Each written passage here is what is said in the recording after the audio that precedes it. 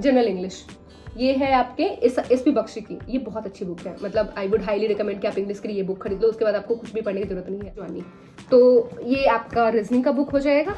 Maths का है, ये मैथ्स के लिए मैंने इस बुक को फॉलो करा था, एस चांद, आर एस अग्रवाल का है, एस चांद पब्लिकेशन, आर एस अग्रवाल की ये बुक है, अच्छी बुक है, आप इसको फॉलो कर लेना। एक और चीज़ की, अगर आप FRI के एग्जाम देने आ रहे हो तो इंपॉर्टेंट डेट्स याद कर लेना, एटलीस्ट इन्वायरमेंट्स के जो रिलेटेड इंपॉर्टेंट डेट्स होते हैं ना, वो सब देख लेना, क्योंकि वो एग्जाम में आते ही आते हैं। Hello everyone, this is Archana, welcome back to my channel. So guys, अगर आप भी FRI में MSc में एडमिशन लेना चाहते हैं तो ये वीडियो आपके लिए है। इस वीडियो को पूरा लास्ट तक देखना, क्योंकि इस वीडियो में मैं आपके साथ हर एक छोटी से बड़ी डिटेल शेयर करने वाली हूँ जो आपकी बहुत हेल्प करेगी यहाँ पे एडमिशन लेने में। सो इससे पहले भी मैंने FRI से रिलेटेड बहुत सारी वीडियोज अपने चैनल पे डाली है, एंड उसमें ना मुझे एक बहुत ही कॉमन क्वेरी आती थी, और वो ये है कि मतलब FRI का जो एंट्रेंस एग्ज़ाम होता है उसको क्लियर करने के लिए क्या क्या पढ़ना चाहिए। तो सबसे पहले बात करते हैं कि यहाँ पे जो एग्ज़ाम होता है वो किस तरीके का होता है, मतलब क्या लेवल होता है क्वेश्चन का। तो देखो यार, ऐसा है कि FRI में ना 4 सब्जेक्ट्स होते हैं, मतलब अगर मैं मास्टर्स लेवल की बात करूँ तो 4 सब्जेक्ट होते हैं। पहला MSc in environment management, MSc in forestry, उसके बाद MSc in would science and technology और MSc in cellulose and paper technology. तो 4 कोर्सेज होते हैं, लेकिन चाहे आपको किसी भी कोर्स में एडमिशन लेना है, आपको एक एग्ज़ाम क्लियर करना होता है जो FRI यूनिवर्सिटी जो है वो खुद कंडक्ट कराती है। FRI की एंट्रेंस एग्ज़ाम होती है बेसिकली, एंड मतलब जो एंट्रेंस एग्ज़ाम होती है ना, उसको जब आप क्लियर करते हो ना, तो आपका जितना भी मार्क्स आता है ना, और एग्ज़ाम का जब फॉर्म फिल करते हो तो जो भी आपने सब्जेक्ट सेलेक्ट किया होता है ना, तो डिपेंड्स ऑन कि आपके कितने मार्क्स आते हैं, आपको यहाँ पे सीट अलॉट होती है। फरवरी में जनरली यहाँ की जो एग्जामिनेशन फॉर्म होती है ना, वो फरवरी में निकलती है, और मान के चलो कि मई में एग्ज़ाम हो जाता है। तो आपकी जो तैयारी है ना, वो काफ़ी पहले से होनी चाहिए, क्योंकि यहाँ का जब आप सिलेबस देखोगे ना, सिलेबस आप कहाँ से देखोगे वो भी मैं बता दे रही हूँ। तो FRI की ना ऑफिशियल वेबसाइट है, और वैसे तो अगर आप गूगल पे भी डालोगे ना FRI, तो यहाँ सबसे पहले इसकी ऑफिशियल जो वेबसाइट है वही ओपन होती है। फिर भी आपकी सुविधा के लिए जो मतलब लिंक होता है ऑफिशियल वेबसाइट का, वो इस वीडियो के डिस्क्रिप्शन बॉक्स में मैं दे दूंगी, आप वहाँ से जाके चेक कर सकते हैं। अब देखो, अगर आपको एग्जाम को क्लियर करना है तो ऑब्वियस सी बात है कि तैयारी भी उस लेवल की होनी चाहिए जिस लेवल का यहाँ पे क्वेश्चन पूछा जाता है, एंड क्वेश्चन का लेवल टफ होता है, नो डाउट, क्योंकि मैंने एग्जाम दिया है तो मुझे भाई एक्सपीरियंस थी। मेरा जो एक्सपीरियंस था वो तो था कि क्वेश्चन का लेवल सच में टफ था। मैथ के क्वेश्चन तो स्पेशली वो, मतलब आपको कभी कभी ऐसा फील होगा कि पहली बार आप वो क्वेश्चन देख ही रहे हो। आपको मैं कुछ बुक्स जरूर रिकमेंड करना चाहूँगी, तो चलिए मैं आपको लेके चलती हूँ अपने रूम में, एंड वहाँ पे इतनी सारी बुक्स जो मेरे पास है वो मैं आपको दिखाने वाली हूँ कि मतलब कौन कौन सी बुक्स थी जो मैंने पढ़ा था, एंड सीरियसली वो बुक्स बहुत हेल्प करी थी मतलब इस एग्ज़ाम को क्लियर करने में। तभी आई गेस मेरा मेरिट लिस्ट में नाम आया था, वरना तो बहुत लोगों के वेटिंग लिस्ट में ही नाम रह जाते हैं। तो चलिए लेके चलते हैं। So let's get into the room. So guys, मुझे उम्मीद है कि अब तक आपने FRI की जो ऑफिशियल वेबसाइट है वहाँ से सिलेबस देख ली होगी। तो सिलेबस में आपको दिखेगा ना, सबसे पहले तो साइंस का सेक्शन दिखता है। तो साइंस के लिए जो मैंने बुक्स पढ़ी थी ना, देखो कोई भी सब्जेक्ट हो ना, आपका बेसिक्स बहुत क्लियर होना चाहिए। तो बायोलॉजी के लिए आप NCERT फॉलो कर सकते हैं, ये NCERT है, और पढ़ाई होगा आपने 12th में NCERT। तो NCERT की बायो की बुक एक बार पढ़ लेना। ये तो 12th की है, 11th की भी होगी मेरे पास। तो मैंने ना 11th एंड 12th की बुक्स जो थी वो बहुत अच्छे से पढ़ी थी, दिस इज ऑफ NCERT। तो एक तो आपको NCERT की बुक्स अच्छे से पढ़नी है बायोलॉजी के लिए। सिमिलरली आप फिजिक्स के लिए भी पढ़ सकते हैं और केमिस्ट्री के लिए भी पढ़ सकते हैं। लेकिन मैंने क्या करा था कि मतलब 11th-12th में मेरा ये बुक्स पढ़ा हुआ था, तो जनरल साइंस की मैंने एक बुक खरीदी थी, और ये जो बुक है ये लूसेंट की है। लूसेंट की जनरल साइंस की ये बुक है, काफ़ी अच्छी बुक है, एंड मतलब यहाँ से ना बहुत सारी चीज़ें आपको ऐसे ही क्लियर हो जाती है। अगर आपका बेसिक्स क्लियर है ना, तभी आप ये बुक पढ़ना, वरना एक बार बेसिक्स के लिए NCERT फॉलो कर लेना। तो मेरा क्योंकि बेसिक क्लियर था तो मैंने लास्ट मोमेंट में यही बुक पढ़ी थी, लूसेंट की जनरल साइंस है। आप ये परचेज कर सकते हो अगर आपका बेसिक्स क्लियर है तो, ठीक है। उसके बाद जनरल साइंस की बुक्स दिखा दी आपको। GK के भी क्वेश्चंस आते हैं, और GK में ना 2 तरीके के GK होते हैं, एक तो स्टैटिक GK होता है और दूसरा करंट अफेयर्स होता है। तो पहले बात करते हैं स्टैटिक GK की। अगर आपको स्टैटिक GK की तैयारी करनी है तो आपको कौन सी बुक फॉलो करनी चाहिए, तो लूसेंट का ही एक बुक आता है, this is called general knowledge. Lucent की जनरल नॉलेज आती है, ये मेरे पास पहले से ही थी, हिंदी में है ये। लेकिन जनरल नॉलेज की इंग्लिश की भी बुक आती है, मतलब लूसेंट की ना इंग्लिश की भी बुक आती है। तो आप चाहे तो ये बुक भी परचेज कर सकते हैं, बहुत अच्छी बुक है, मतलब ये बाकी सारे कॉम्पिटिशन एग्जाम के लिए भी काफ़ी अच्छी हो जाएगी। तो फॉर फ्यूचर पर्पस भी मैंने ये बुक खरीद ली थी। एंड अब बात करते हैं इंग्लिश की। इंग्लिश एक इम्पॉर्टेंट रोल प्ले करता है आपके सिलेक्शन में। तो इंग्लिश के लिए मैंने जो बुक फॉलो करी थी वो है एसपी बख्शी। अगर आप किसी भी मतलब टीचर से पूछोगे ना इंग्लिश के लिए, ग्रामर के लिए बेसिकली, तो वो आपको एसपी बख्शी मतलब जो बुक है वो आपको प्रेफर मतलब रिकमेंड करते हैं। तो मैंने ना यही बुक खरीदी थी। ये भी बुक काफ़ी अच्छी है, तो मैंने ये बुक भी पूरा मेरा एक बार पढ़ा हुआ है। तो this is for English. Science की दिखा दी, इंग्लिश की दिखा दी और जीके की दिखा दी। हाँ, एक और चीज़ कि जैसे जो जीके का पोर्शन होता है जनरल नॉलेज का, उसमें 2 पोर्शन होते हैं। एक तो स्टैटिक जीके होती है और दूसरी करंट अफेयर्स तो होते हैं। तो करंट अफेयर्स के लिए मैं रिकमेंड करूंगी ना कि आप कोई मैगजीन वगैरह ना ले, आप यूट्यूब पे एक चैनल है नेक्स्ट एग्जाम, आप उसको फॉलो करें। बहुत अच्छी चैनल है, मतलब पिछले 6 महीने के आप उनके वीडियोस देख सकते हैं। बहुत बेसिक मतलब चीज़ें बताते हैं वो बहुत अच्छे तरीके से, और उन चीज़ों को याद करना बहुत अच्छा हो जाता है। तो इसलिए आप उनको फॉलो कर सकते हैं। नेक्स्ट एग्जाम, उसका भी यूट्यूब का लिंक मैं दे दूंगी। काफ़ी अच्छा था। तो ये तो बात जीके की हो गई। अब चलिए आपको बताते हैं मैथ्स के लिए क्या करना है, क्योंकि मुझे ऐसा लगता है कि इस पेपर में ना सबसे टफ मैथ्स का ही पोर्शन होता है। तुम किसी से भी पूछना, मैथ्स का पोर्शन टफ ही आता है। तो मैथ के लिए मैंने जो एक बुक फॉलो करा था वो है क्वांटिटेटिव एप्टीट्यूड। RS अग्रवाल की ये बुक है।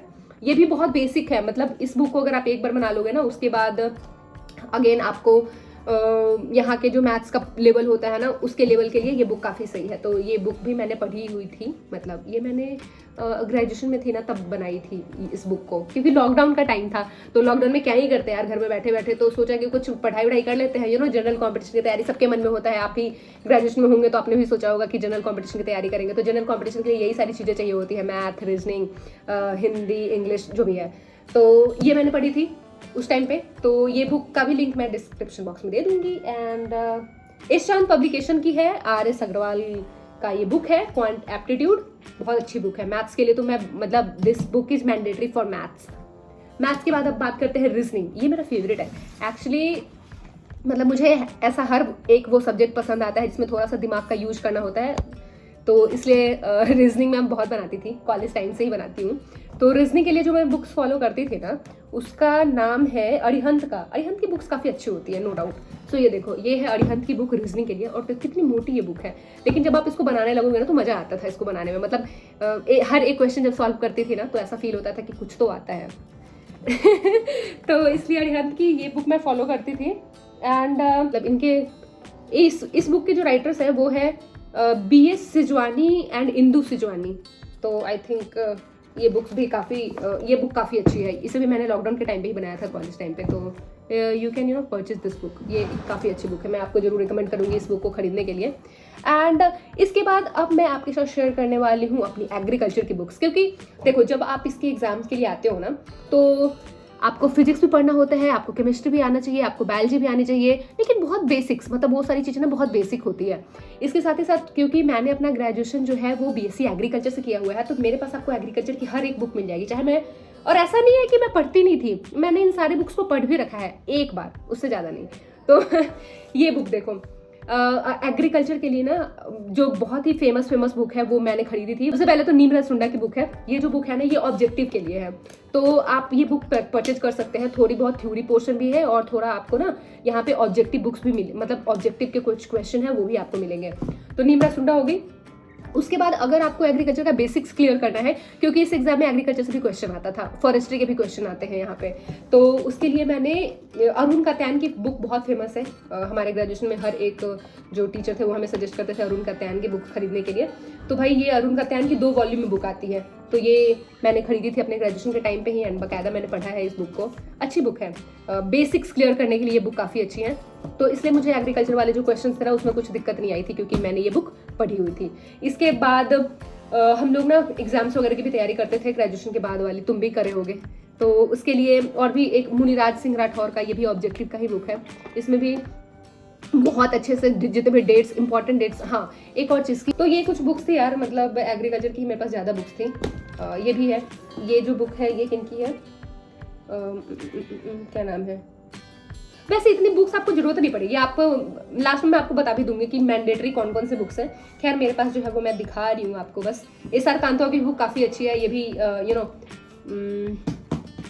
ऑब्जेक्टिव बेस्ड है, तो ये बुक्स भी बहुत सुंदर है पढ़ने के हिसाब से। लास्ट में तो आपको ऐसा फील होगा कि जैसे सब कुछ याद हो गया आपको पढ़ते पढ़ते, है ना। उसके बाद एक और बुक है, ये लास्ट है, ज़्यादा पुष्पेंद्र कुमार करहाना के अगेन एक एग्रीकल्चर की बुक है। तो ये सारी कुछ एग्रीकल्चर की बुक्स थी।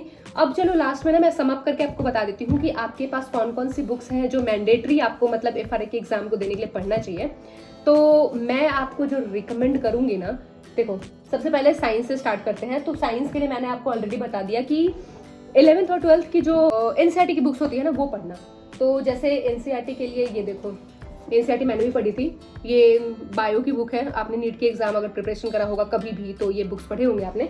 तो ये 11th एंड 12th की है। फिजिक्स और केमिस्ट्री की भी बुक्स हैं, वो भी आप देख लेना। लेकिन मुझे ना ज़्यादा मेरे पास टाइम था नहीं, फिजिक्स और केमिस्ट्री की बुक्स मैंने NCERT नहीं पढ़ी थी एग्जाम से पहले। मैंने उसके बदले क्या पढ़ा था वो आपके साथ शेयर कर ही देती हूँ। तो भाई मैंने पढ़ लिया था जनरल साइंस, ये है जनरल साइंस, लूसेंट की जनरल साइंस। तो इनकेस अगर आपके पास में टाइम नहीं रहता है NCERT, मतलब टाइम नहीं है इन द सेंस कि आपने ऐसा ना हो कि आपने NCERT पढ़ा नहीं ना हो और चले आए एग्जाम देने, ऐसा मत करना। 11th 12th में कभी भी NCERT तो पढ़े होगे ना, तो ठीक है। NCERT अगर आपने पढ़ा है ना तो आप NCERT को ड्रॉप कर सकते हो NCERT पढ़ने का प्लान, और उसके बदले आप लूसेंट की बुक ले लेना। ये है लूसेंट का जनरल साइंस, अच्छी बुक है, इसको पढ़ लोगे, इसमें फिजिक्स केमिस्ट्री बायोलॉजी सब कुछ है तो मैनेज हो जाएगा।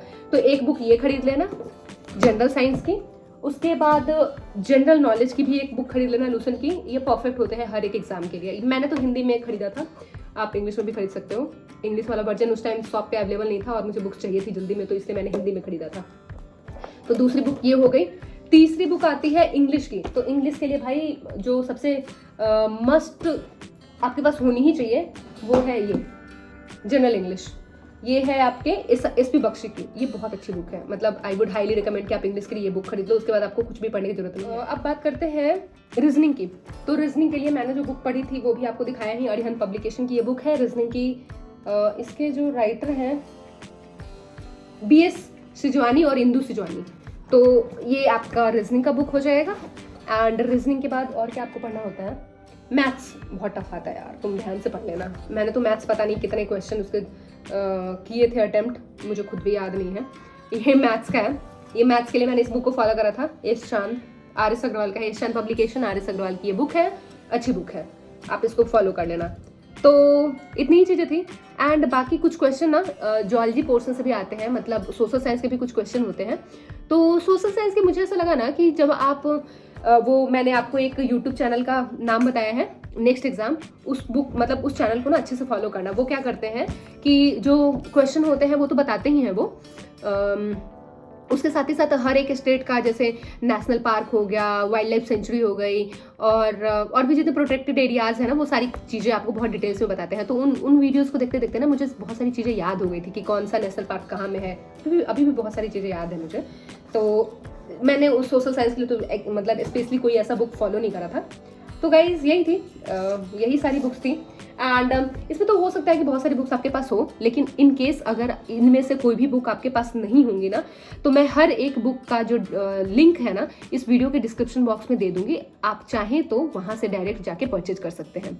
तो या this is all for today's video and I hope कि आज की ये जो वीडियो थी ये आपके लिए हेल्पफुल हुई होगी। सो अगर आपको मेरी वीडियोज अच्छी लगती है तो इस वीडियो को लाइक कर देना। अगर आप भी मेरे चैनल पर अभी तक नए हैं तो इस चैनल को सब्सक्राइब भी कर लेना।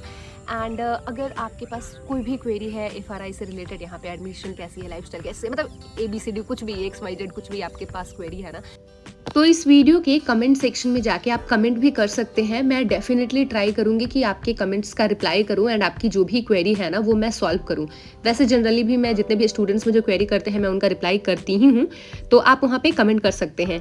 एंड गाइज इस वीडियो को उनके साथ जरूर शेयर करना जो अभी फिलहाल FRI की एंट्रेंस एग्जाम की तैयारी कर रहे हैं। So thank you so much for watching.